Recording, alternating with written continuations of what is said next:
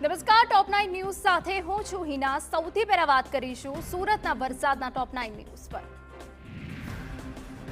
ખૂબ રાહ જોવડાવ્યા બાદ આખરી સુરતમાં મેઘરાજાએ ધમાકેદાર એન્ટ્રી કરી, પરંતુ વરસાદની એન્ટ્રી સાથે જ ભારતના નંબર 1 સ્વચ્છ શહેરની અસલી સુરત લોકોની સામે આવી ગઈ। સિઝનમાં પહેલા જ વરસાદમાં સુરતમાં જોવા મળી જળબંબાકારની સ્થિતિ। પહેલા જ વરસાદમાં સુરતનો કતારગામ વિસ્તાર બેટમાં ફેરવાઈ ગયો। નીચાણવાળા વિસ્તારોમાં પાણી ફરી વળ્યા। કતારગામ હાથીવાડા મંદિર ખાતે પાણી ભરાતા સ્થાનિકોને પારાવાર હાલાકી પડી।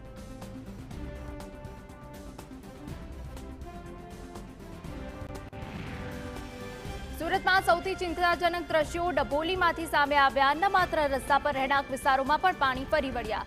લોકો કમર સુધીના પાણીમાં પસાર થવા સંઘર્ષ કરતા નજરે પડ્યા।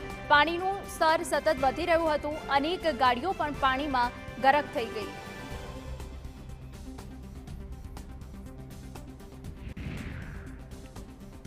ભારે વરસાદે પગલે સુરત ઓબેડ રોડ વિસ્તાર પર પાણી થઈ ગયો। અહીં ગુંટણસમાં પાણી ભરાતા વાહન ચાલકોને પારાવાર હાલાકીનો સામનો કરવો પડ્યો। વરસાદી પાણી ઘૂસી જતા અનેક વાહનો બંધ પડ્યા અને લોકો મુશ્કેલીમાં મુકાયા। પ્રી મોન્સૂનની કામગીરીના દાવાઓને પોકેટ સાબિત કરતા દ્રશ્યો સુરત સિંગણપોર વિસ્તારમાંથી સામે આવ્યા।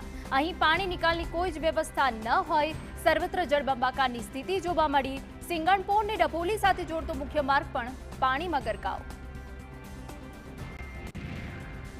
સુરત કામરેજ તાલુકામાં ધોધમાર વરસાદથી પગલે Kamrej national highway 48 service road ઉપર પણ પાણી ફરી વળ્યા। ગત ચોમાસા બાદ અહીં કરોડોના ખર્ચે નવી ગટર બનાવવામાં તો આવી હતી, પણ હવે તેની કામગીરી સામે સવાલો ઊભા થયા, કારણ કે પહેલા જ વરસાદમાં સર્વિસ રોડ બંધ કરવાની ફરજ પડી હતી।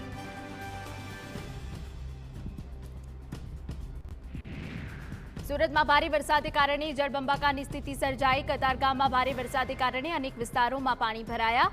જળબંબાકારની સ્થિતિ સર્જાતા ભારે મુશ્કેલી સર્જાઈ। સોસાયટીમાં હોડી ફરતી હોય તેવા દ્રશ્યો સામે આવ્યા। વરસાદી માહોલની મજા માટે બોટમાં નીકળ્યા। સુરત ગ્રામ્ય વિસ્તારમાં પણ વહેલી સવારથી વરસાદ પડ્યો, ત્યારે કડોદરાના શ્રીનિવાસ ગ્રીન સિટી વિસ્તારમાં પાણી ભરાઈ જતા તંત્ર સવાલોના ઘેરામાં મુકાયું। 40,000થી પણ વધુ વસ્તી ધરાવતા વિસ્તારમાં પાણી ભરાતા લોકોને પારાવાર હાલાકીનો સામનો કરવો પડ્યો।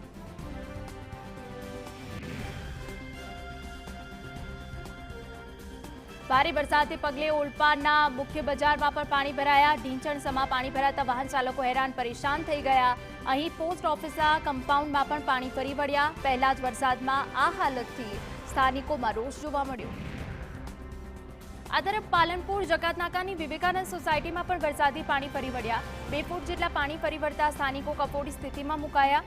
અહીં વરસાદી પાણીના નિકાલ માટે કોઈ જ વ્યવસ્થા ન હોવાના કારણે મોટી સમસ્યા ઊભી થઈ હતી। સાથે જ મનપાની પ્રી મોન્સૂન કામગીરી સામે સવાલ ઊભા થયા।